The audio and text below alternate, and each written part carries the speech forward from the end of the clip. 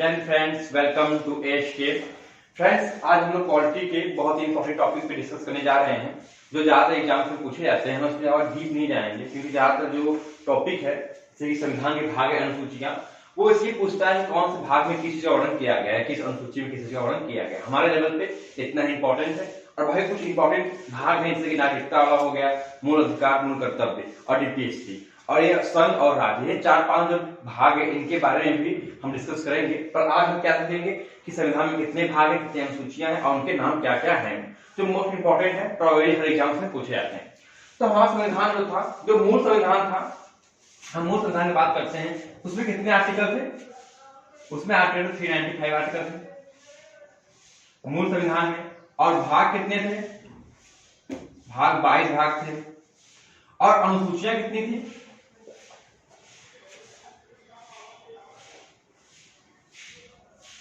तो 8 अनुसूचियां थी स्टार्टिंग में।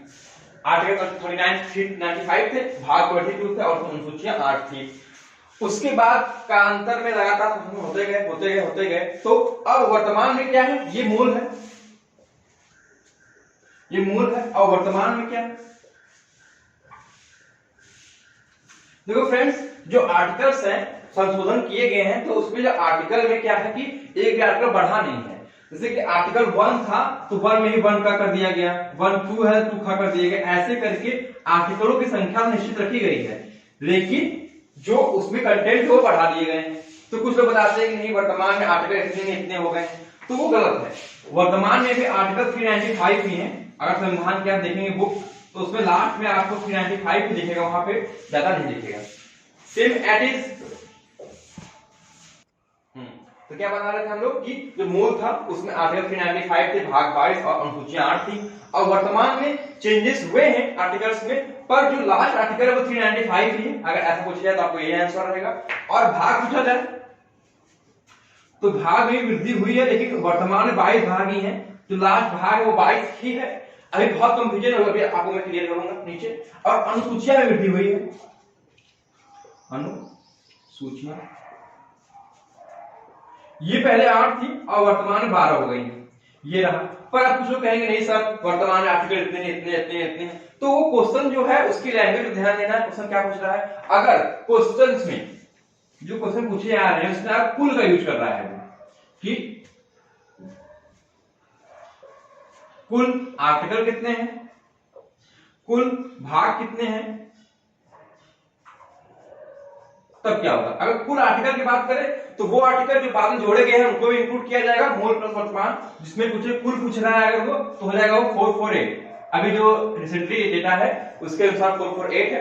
और कुल भाग कितने हो जाएंगे? कुल भाग हो जाएंगे हमारे 25। और अनुसूचियां कितने रहेंगी? 12 रहेंगी। 25 भाग कैसे हो जाएंगे?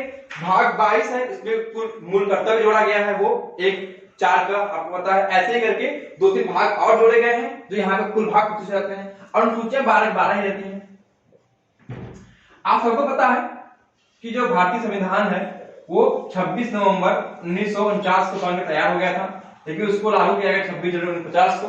क्यों? क्योंकि हमने 26 जनवरी 1930 में प्रथम स्वतंत्रता दिवस मनाया था, उसी को यादगार रखने के लिए किया गया। लेकिन सभी लोग को ये पता नहीं होता कि 26 नवंबर 1949 को 15 आर्टिकल लागू हो गए थे। अलग अलग बुक में आपको अलग डेटा मिलेगा, 15 में 17 में 18 मिलेगा, लेकिन जो बेस्ट परफेक्ट डेटा में बता रहा हूं आपको कितने हैं, वो 15 आर्टिकल क्या है लागू हो गए थे। जैसे नागरिकता और राष्ट्र संबंधी आर्टिकल होते हैं वो लागू कर दिए गए थे 26 नवंबर 1950 को ही। तो ये रहा हमारे संविधान का फैक्ट, क्या क्या संविधान है, कैसे क्या है, कितने मूल आर्टिकल है, कितने भाग, कितनी अनुसूचियां हैं। और अब हम चलते हैं कि हर भाग का नाम क्या क्या है, किस भाग में क्या दिया गया है, इस पर डिस्कस करते हैं। तो अब हेडिंग डालेंगे आप लोग एक कॉपी ओपी लेके बैठा कीजिए। जो बताया जाता है मेन फैक्ट उसको नोट किया कीजिए, क्योंकि किसी भी चीज पढ़ने का 3-4 तरीका होता है। मेन होता है कि हमने आपको स्टोरी बता दी, प्लस उसमें हमने कॉन्सेप्ट दे दिया, और प्लस उसमें हमने फैक्ट इंक्लूड कर दिया। तो ये जो होता है पढ़ने का आइडिया सबसे बेस्ट होता है। हमने आपको स्टोरी बताई, फिर उसकी कुछ कंटेंट बताया, कॉन्सेप्ट बताया, फिर उसमें मैंने आपको फैक्ट ऐड कर दिया। तो ये जो आपकी प्रवृत्ति बनती है, ये चीज क्वेश्चन यहाँ पूछे जाते हैं, जिसमें थोड़ी स्टोरी का भाग होता है, थोड़ा कंटेंट और थोड़ा फैक्ट होता है, तीनों को सम्मिलित करके आपके क्वेश्चंस पुट किए जाते हैं। तो आप तभी कर पाएंगे जब आपके दिमाग में पूरी स्टोरी घूम रही हो, पूरे कॉन्सेप्ट हो और फैक्ट हो। तो स्टोरी जो थी वो हो गई। अब आते हैं फैक्ट पे। ये आपको पढ़ना पड़ेगा, 2-3 बार रिवाइज करें, लिखेंगे अपने आप ऐसे जाकर ट्रिक की पीछे मत पढ़िए, क्योंकि ट्रिक से हमें चीजें कंफर्मेशन प्रोवाइड करता है वो, ना कि हमें याद करवाता है वो। देख सकते हैं भाग पे हम, भाग कितने हैं? आते हैं कहां पे? भाग पे आते हैं। कितने भाग हैं, क्या है?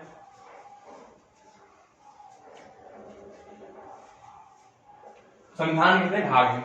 देखो अब इंपॉर्टेंट क्या है, संविधान के भाग अंदर चीज इंपॉर्टेंट नहीं है, हर भाग का नाम क्या है इंडिविजुअल। ये पूछा जाता है कि इस चीज के बारे में किस भाग में बताया गया है। मैं आपको वही चीजें बताऊंगा, पूरे 22 से 25 भाग में नहीं बताऊंगा आपको, मुश्किल से 10 से 12 भाग के नाम बताऊंगा जो बिल्कुल एग्जैक्ट क्या कहते हैं क्वेश्चन पूछे जाते हैं एग्जाम में। तो भाग 1 है, सबको पता। भाग 1 क्या दिया कि भारत जो है वो राज्यों का संघ होगा। ये क्वेश्चन बहुत बार एग्जाम में पूछा गया है कि भारत एक है, गणतंत्र, लोकतंत्र, इंडिया, राज्यों का संघ। कभी भी ऐसा क्वेश्चन आया तो हमेशा भारत को कहीं पे संविधान में हमारे पास राज्यों का संघ कहा गया था, यूनियन ऑफ स्टेट्स। ये हमारे भारत की परिभाषा। भारत क्या है? तो भारत एक राज्यों का संघ है। ये हमारा भाग 1 कहता है, और वो अनुसूचियां 1 भी यही कहती हैं कि भारत क्या है? राज्यों का संघ है। और इससे क्वेश्चन बहुत पूछे जाते हैं। आज हम लोग देखते हैं लोकतंत्र, गणतंत्र, और उसी में कंफ्यूजन को करके चले जाते हैं। और लास्ट आंसर रहता है हमारा क्या? राज्यों का संघ। ये है भाग 1। अब भाग 2 क्या है? आपको भारत में जानना है भारत क्या है। अब क्या है? अब इसकी नागरिकता कैसे ले, इसलिए भाग 2 में क्या दिया गया है? नागरिकता दिया गया है। किसमें कितने आर्टिकल है, इंपॉर्टेंट आर्टिकल इसको बताया जाएगा आपको। फिर भाग 3 में क्या कहा गया है? हमारे मूल अधिकार कौन कौन से, मौलिक अधिकार। ये कहां से लिया गया है, कौन सी कहां से अधिग्रहण की गई है, सारी चीजें हम पहले बता चुके हैं आपको। जिसे बताते हैं मूल अधिकार कहां से लिया गया है? यूएसए से लिया गया है। और नागरिकता कहां से लिया गया है? तो संसद व्यवस्था नागरिकता, नागरिकता कहां से ली गई है? ब्रिटेन से ली गई है। क्योंकि इसकी वीडियो पहले आ चुकी है, आप उसको एक बार देख लीजिए, आपको कंफर्म हो जाना चाहिए। 4 में क्या दिया गया है? ऐसे मूल अधिकार है, तो ऐसे ही हमारे 4 में दिया गया है राज्यों के लिए नीति निर्देशक तत्व दिए गए हैं। क्या दिए गए हैं? नीति निर्देशक तत्व कि हमारे राज्य कैसे होने चाहिए, इसी को हम कहते हैं डीपीएसपी। और इसी में एक इंपॉर्टेंट भाग आता है 4 का, ये हम देख लेते हैं। इसका क्या नाम है? ये है मूल कर्तव्य। इसमें भारत की क्या मूल कर्तव्य होने चाहिए, सरदार सरोवर सिंह समिति द्वारा बैठक संशोधन 1976 में इसे ऐड किया गया। जो संशोधन है उसके ऊपर भी वीडियो आएगी थी, इंपॉर्टेंट जो संशोधन है हमारे। उसके बाद हाँ, कितने मूल कर्तव्य हैं? तो वो कितने थे? पहले 10 थे, बाद एक और जोड़ा गया, 6 से 14 वर्ष के अनिवार्य शिक्षा का अधिकार। तो कितना हो गया हमारा? 11 हो गया क्या? मूल कर्तव्य। मेन इसके बाद क्या आता है? मौलिक अधिकार जान लीजिए। संपत्ति का अधिकार पहले हमारा मौलिक अधिकार था, बाद में हटा दिया गया और आर्टिकल 300 की तरह इसे कानूनी अधिकार प्राप्त कर दिया गया। तो ये इंपॉर्टेंट फैक्ट है इनके बारे में, इनका अलग अलग डिस्कशन किया जाएगा कि मूल अधिकार में क्या है, नागरिकता में क्या है, मूल कर्तव्य में क्या है, डीपीएसपी में क्या है, जो क्वेश्चन पुट किए जाते हैं आपसे। फिर 5 में क्या आता है? 5 में आता है हमारा संघ। क्या है संघ में? क्या की चीज आती है? राष्ट्रपति, उपराष्ट्रपति क्या होता है, अटॉर्नी जनरल क्या होते हैं, सब चीज संघ में आएंगे। उसके बाद क्या है? 6 में क्या है? हाँ, नंबरिंग ऐसे नहीं की गई है, सॉरी, नंबरिंग वो रोमन अंश में की गया है, तो ध्यान दीजिएगा। 5 होगा तो ऐसे लिखा जाएगा, 4 होगा तो ऐसे लिखा जाएगा।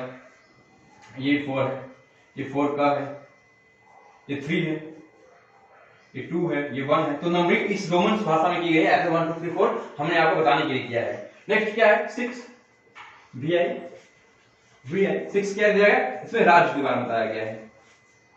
यहाँ संघ है और यहाँ पे राज्य है।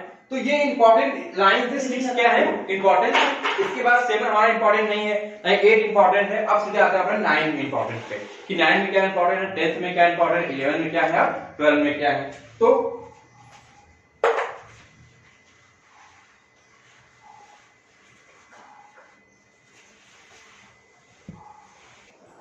क्या था यहाँ पे हो गया था। 8 में क्या दिया गया है? यहाँ 5 में संघ है, 6 में राज्य है, तो 8 में क्या होगा? जो यूटीज होती है उसमें शासन कैसे किया जाएगा, जो केंद्र शासित प्रदेश होता है यूटीज, उसमें शासन कैसे किया जाएगा, यूनियन टेरिटरी में किया गया है कैसे। फिर हमारा 9 आता है इंपॉर्टेंट। 9 में क्या दिया गया है? 9 में एक्चुअली 2 है, एक 9 है और एक 9 का है। इसके बाद भी आता है पर वो ज्यादा इंपॉर्टेंट नहीं है। क्या है? 9 दिया गया हमारा पंचायत कैसे, पंचायत व्यवस्था कैसे होगी, यहाँ पे क्या होगा? वो पंचायत दिया गया 9 में, और 9 का में दिया गया नगर पालिका। ये बहुत इंपॉर्टेंट फ्रेंड्स, मोस्ट इंपॉर्टेंट है, बहुत बार पूछा जाता है कि नगर पालिका को उल्लेख केवल से भाग में है, पंचायत को किस भाग में है, ये 9 और 9 में ये हो गया। और आते हैं फिर 10 में। हाँ 10th में क्या है, 10वें में क्या दिया गया है, एक्ट में 10वें में हमारा दिया गया है अनुसूचित प्रदेश एंड जनजातियां, एसटी और एसटी के बारे में दिया गया है। किसमें, 10 में। 11 में क्या कहा गया है, 11 में हमारा केंद्र और राज्य के संबंध उसके बारे में बताया गया, ये भी मोस्ट इंपॉर्टेंट है, इससे क्वेश्चन बहुत बार पूछे जाते हैं कि केंद्र और राज्य के बीच संबंध, ये हो गया। और 12 में वित्त सहायता दिया गया है, 13 में राज्य के अंदर कैसे व्यापार होगा वो सब दिया गया है। हाँ फ्रेंड्स, और टेक्निकल फॉल्ट हो गया था, कहना ही गया था, इसके साथ फिर कंटिन्यू करते हैं। हमने आपको 9 का तो बता दिया था नगर पालिका इंपॉर्टेंट। तो 10 में क्या है, एससी और एसटी जो जनजातीय क्षेत्र होते हैं, जनजातियों के कौन कौन व्यवस्था किए गए हैं, भाग उसमें कितने, भाग 10 में दिया गया है। भाग 11 है, केंद्र और राज्य के बीच संबंध होगा, वो भाग 11 बता है। मोस्ट इंपॉर्टेंट है कि बहुत से हाई लेवल एग्जाम्स में पूछे जाते हैं केंद्र और राज्य के बीच क्या है, संबंध। उसके बाद भाग 12, 13, 14 इसमें ज्यादा इंपॉर्टेंट चीजें नहीं है। भाग 12 में वित्त सहायता दी है, वित्तीय व्यवस्था कैसे होगी। भाग 13 में दिया गया है कि राज्य के अंदर व्यापार कैसे होगा। तो हम सीधे डायरेक्ट जो इंपॉर्टेंट है सिर्फ भाग 15 पे एक्स, ये बहुत इंपॉर्टेंट है। इसमें निर्वाचन के बारे में बताया गया, कैसे निर्वाचन होगा, भाग 15। फिर 16 इंपॉर्टेंट नहीं है, हम सीधे भाग 15 पे। भाग 15 क्या है, हमारी भाषा के बारे में दिया गया है। आपको पता फ्रेंड्स कि जो स्टार्टिंग हमारी मूल भाषा कितनी थी, 14 थी। फिर इसके बाद अमेंडमेंट हुआ, 21 अमेंडमेंट, कौन भाषा जोड़ी गई, यहाँ पर मिल देते हैं 21वां अमेंडमेंट हुआ जब, तो क्या जोड़ा गया, सिंधी जोड़ी गई।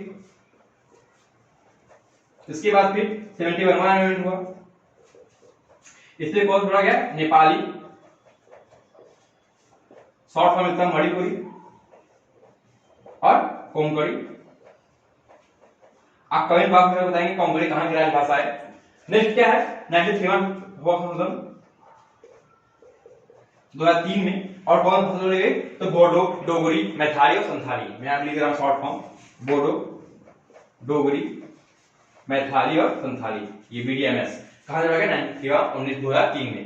तो ये था भाषा के, पहले 14 था, फिर बाद में एक और ऐड हुआ, फिर 3 ऐड हुआ, फिर 4 ऐड हुआ, 4 के साथ 8 और 14 22। तो इसमें कितनी भाषाएं टोटल हमारे संविधान में, जो 22 भाषाएं हैं, बिल्कुल आधिकारिक भाषाएं। तो 17 हो गया। भाग 18 क्या दिया गया, भाग 18 मेरी इंपॉर्टेंट है, आपातकाल। क्या था, ये था हमारा क्या, भाग 18। हाँ भाग 18 में क्या दिया गया, आपातकाल के बारे में बताया गया, आपातकाल उपबंध। अब पता आपातकाल उपबंध कौन कौन से हैं, 352, 356, 360 आपातकाल उपबंध हमारे हैं। उसके बाद क्या है, हाँ सॉरी 93 नहीं, 92 है, 92वां 2003 में लागू हुआ है ये। हाँ ये इंपॉर्टेंट फैक्ट इसमें ये है कि जो इंग्लिश है वो भारत की संसद द्वारा, मतलब संविधान में आधिकारिक भाषा नहीं दिया गया है इंग्लिश को। इंग्लिश को बहुत ही उसमें दो वो था कि कुछ चाहते थे कि इंग्लिश बने राजभाषा, को चाहते थे कि नहीं इंग्लिश ना बने, इंग्लिश विरोध में थे कुछ लोग, तो इंग्लिश को संविधान बदल नहीं दिया गया था। लेकिन क्या है, इंग्लिश एक इंटरनेशनल लैंग्वेज है जिसमें हर देश को इंग्लिश में अपने चीजों को, जो इस देश से उस देश में जो भी संबंध होता है वो इंग्लिश में ही होता है, इसलिए भारत को इंग्लिश यूज करना पड़ता है। लेकिन क्या है, इंग्लिश उसकी क्या ऐसी भाषा में नहीं है। बहुत बार क्वेश्चन आया है इसमें कौन सी जो भाषा भारत संविधान में नहीं, तो इंग्लिश होता है ऑप्शन में, इंग्लिश, फ्रेंच ये सब क्या है उसमें, और फारसी ये सब क्या है उसमें हमारे संविधान में नहीं है। और भाग 18 हो गया। अब एक भाग और बचता है बस, भाग 20। इसमें कहा गया, ये आर्टिकल 68 है, मोस्ट इंपॉर्टेंट बात पूछा जाता है, क्या है, संविधान संशोधन।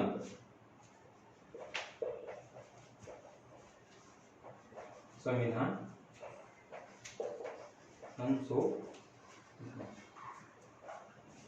याद है क्या रहे। तो फ्रेंड्स ये बहुत इंपॉर्टेंट, और भाग 21 इंपॉर्टेंट है। भाग 22 में संक्षिप्त रूप कहेंगे, संक्षिप्त रूप का प्रयोग किया गया, उसका उल्लेख किया गया भाग 22 में। तो ये हमारे क्या है, पूरे भाग जो मोस्ट इंपॉर्टेंट है, या फिर हम डिवाइड करते हैं जल्दी जल्दी में। क्या है, भाग 1 राज्यों का संघ, भारत क्या होगा, राज्यों का संघ होगा, किस बताया गया, भाग 1 बताया गया आर्टिकल 1 से 4 तक। नागरिकता क्या है, भारत नागरिकता कैसे प्राप्त करेंगे, 5 से बताया गया 11 तक। मूल अधिकार 12 से 35 तक, क्या कौन मूल अधिकार है, स्वतंत्रता का अधिकार, समानता, इसके ऊपर अलग वीडियो आएगी मूल अधिकार के ऊपर। नेक्स्ट क्या है, डीपीएसपी क्या है, क्या क्या होगा इसमें, डीपीएसपी राज्यों के अंदर लागू करना चाहिए। आपको पता होगा कि हर राज्य को कैसा बनना चाहिए, वो आदर्श दिए गए हैं डीपीएसपी में। फिर मूल कर्तव्य क्या, हमारे कर्तव्य क्या बनते हैं, हमें कैसा करना चाहिए अपने देश के लिए, अपने राज्य के लिए, वो हमारा मूल कर्तव्य हो जाएगा। इसमें इंपॉर्टेंट है कितना, पहले 10 के भाग में 1 जोड़ा गया, कितना हो गया, 11 हो गए, ये हो गया। और एक कब ऐड किया गया था, ये ऐड किया गया था 42वां संशोधन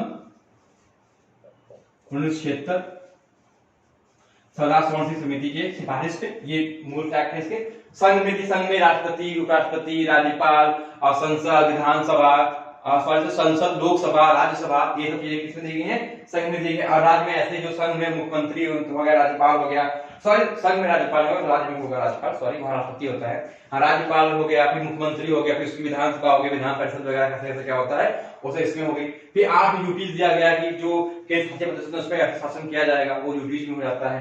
फिर 9 में पंचायत बारे बताया गया है, 9 में नगर पालिका, इसमें आगे इसमें सरकारी समितियां आती हैं, वो इतना इंपॉर्टेंट नहीं है आ रहा कैमरे में, ओके फ्रेंड, सॉरी इसको आप सुन लीजिए कि 9 के 9 में क्या है, सरकारी समितियां, जो बहुत इंपॉर्टेंट नहीं पर कभी कभी किसी एग्जाम में पूछ दी जाती है। क्या 9 में क्या है, नगर पालिका, ये तो मोस्ट इंपॉर्टेंट है। फिर 10th में SC ST है, ये भी इंपॉर्टेंट है। जितने बताए गए फ्रेंड सारे इंपॉर्टेंट, इसमें कोई भी करने की जरूरत नहीं, सारे मोस्ट इंपॉर्टेंट ही बताए गए हैं आपको। फिर 15 में निर्वाचन कैसे होगा, 17 में भाषा क्या है उसके बारे में बताया गया, कब कौन सी भाषा जोड़ी गई। उसके बाद क्या है, भाग आपातकाल पद कौन से हैं, 352, 356, 360। फिर क्या है, भाग 20 में संविधान संशोधन। तो ये हमारे पूरे भाग का पार्ट रहा, काफी वीडियो लंबी हो रही है, इसके हम अनुसूचियां आगे पार्ट में कवर करेंगे।